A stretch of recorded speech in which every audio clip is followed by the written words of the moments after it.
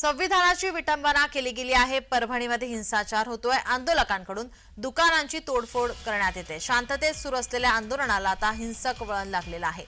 परभणीमध्ये हिंसाचार आता होतो आहे। संविधानाची विटंबना केली गेलेली आहे।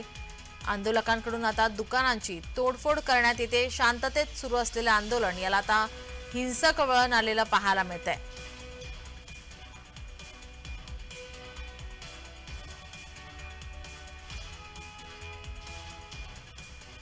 आपले प्रतिनिधी रमेश महामुने आपल्यासोबत फोन लाईन वरून जोडलेले आहेत। रमेश, काय अधिकची माहिती?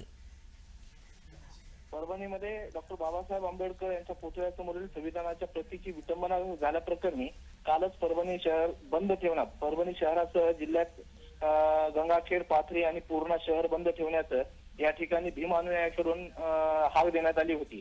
सकाळपासून पूर्ण शहर बंद होतं, कडकडीत बंद। यानंतर सुरळीत चालू असलेल्या या आंदोलनाला दुपारनंतर गालबोट लागलेला आहे।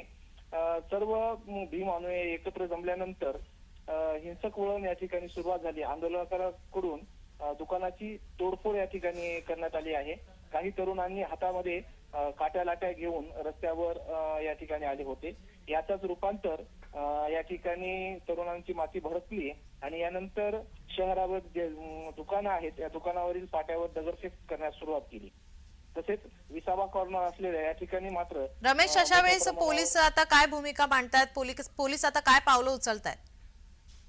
सध्या तरी पोलिसांकडे शांततेचं आवाहन या ठिकाणी केलं जात आहे। कसल्याही प्रकारची या ठिकाणी सध्या तरी पोलिसांकडून ऍक्शन घेण्यात आलेली नाही। मात्र आंदोलन सध्या तरी या ठिकाणी हिंसकच वळणावर या ठिकाणी युवक रस्त्यावर उतरत आहेत। जी, धन्यवाद रमेश, आपण दिलेल्या सविस्तर माहितीसाठी।